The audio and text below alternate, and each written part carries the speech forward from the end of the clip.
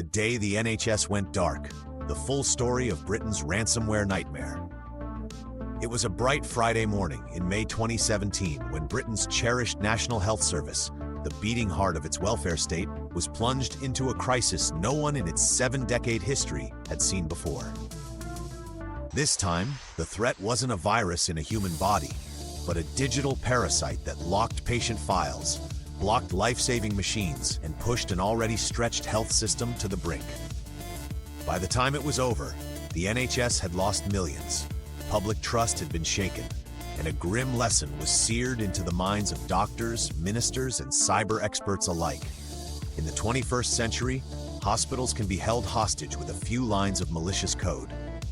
A vulnerable giant long before that fateful day, insiders knew the NHS had a problem lurking beneath its life-saving mission.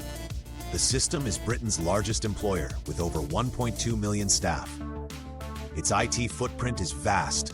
Hundreds of interconnected trusts, thousands of clinics, tens of millions of patient records, and countless specialist machines, MRI scanners, lab systems, monitoring devices, many of which still rely on older software never designed for today's hyper-connected world.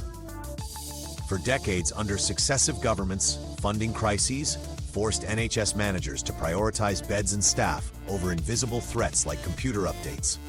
Patching an entire hospital's worth of computers is expensive, logistically challenging, and risky. New software can break compatibility with older medical devices or patient record systems. So upgrades were delayed, sometimes for years. A secret flaw and a missed warning. In early 2017, a leak of hacking tools stolen from the US National Security Agency revealed a Windows vulnerability codenamed Eternal Blue. It was the kind of zero-day exploit intelligence agencies love, a backdoor into millions of computers worldwide. But once it fell into the wrong hands, the clock started ticking. Microsoft moved quickly, issuing an emergency patch in March 2017. NHS Digital circulated advisories warning trusts to update all affected systems immediately. But the reality on the ground was far messier.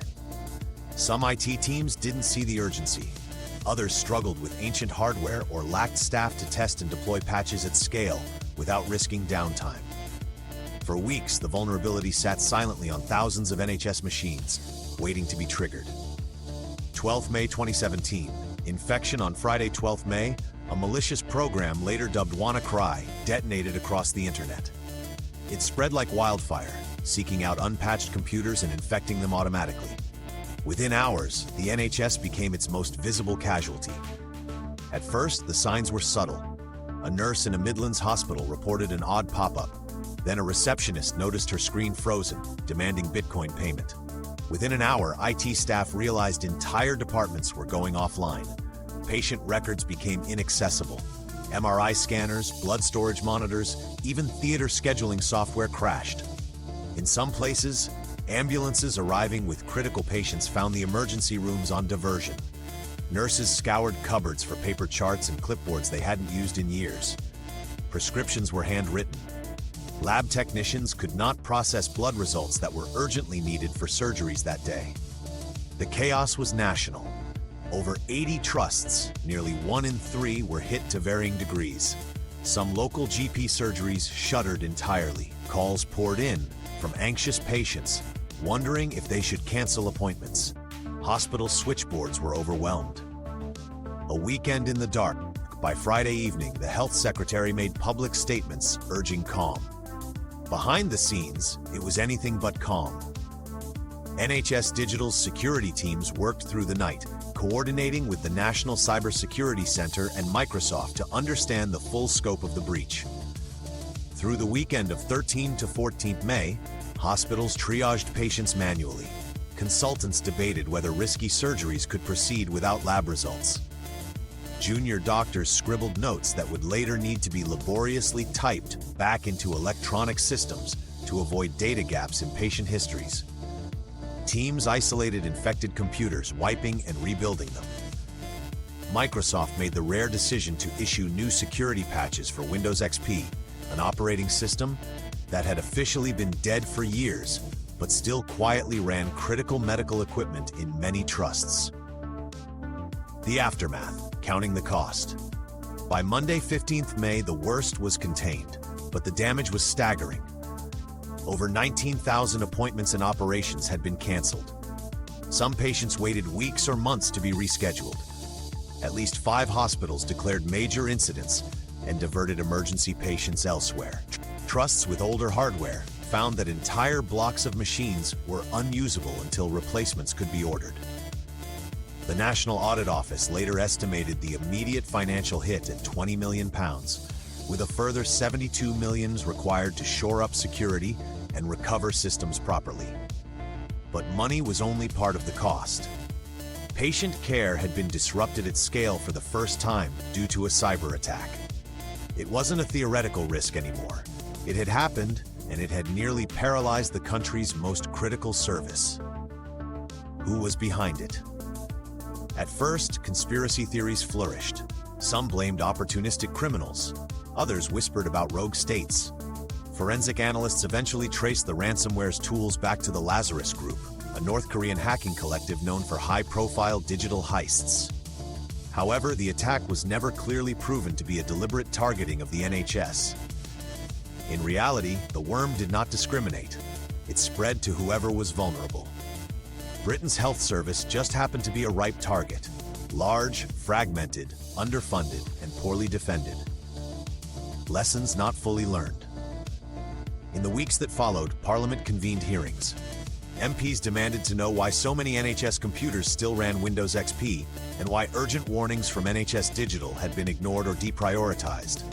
A Public Accounts Committee report was scathing. The attack had been relatively unsophisticated and could have been prevented by the NHS following basic IT security best practice. There was no shortage of promises. Budgets for cybersecurity were increased. NHS Digital launched new training and a national data security center to oversee standards. Microsoft was paid to provide extended support for outdated systems, while trusts scrambled to replace them. New contracts were awarded to overhaul networks and roll out advanced antivirus tools. Yet insiders warned that underlying problems remained. Tight budgets meant that hospitals often still had to choose between new MRI scanners or better firewalls. Supply chains were increasingly complex, with countless third-party vendors and contractors plugging into the NHS's digital backbone. Each connection was a possible weak link, a warning echoed by future attacks. In 2022, ransomware struck again, not directly inside NHS servers this time, but through an outsourced IT company called Advanced. When advanced systems were encrypted by the Lockbit gang, NHS 11 helplines and urgent care providers lost vital software overnight. Calls backed up, emergency referrals were delayed. Once again, staff reverted to manual fallback procedures. Then in 2024, a new crisis hit, the Synovis pathology hack. This time, a Russian-speaking gang named Chilin locked up systems used to process blood tests for major London hospitals. Surgeries were postponed. Cancer patients missed diagnostic windows. Desperate appeals went out for emergency blood donations. This wasn't a leftover relic of Windows XP. It was an attack on the modern supply chain, exploiting the fact that even if the NHS fortress is well defended, a contractor's unlocked side door can doom the whole castle. The human cost. While official reports often focus on budgets and recovery plans, the real victims are patients and staff. During WannaCry, patients needing routine but time-sensitive care, biopsies for suspected tumors, eye injections for age-related blindness, follow-up scans for known cancers, waited in fear as their appointments vanished into limbo. Nurses and doctors, already exhausted by relentless targets and chronic understaffing, worked double shifts to keep paper systems moving. Mistakes crept in. Lost forms, double bookings, misfiled lab requests. Every extra minute spent rewriting notes was a minute stolen from patient care. The psychological toll lingered long after screens flickered back to life. Where we stand today, 8 years later, the NHS is more cyber-aware than ever. Regular cyber drills are now part of routine planning. Some trusts have migrated entire departments to more secure cloud systems. Critical medical devices have stricter patch cycles and network segmentation. But experts warn that the basic tension remains. An an organization serving millions daily, working on a tight budget, with an IT inheritance that includes systems older than some of its junior doctors. Hospitals will always be a tempting target.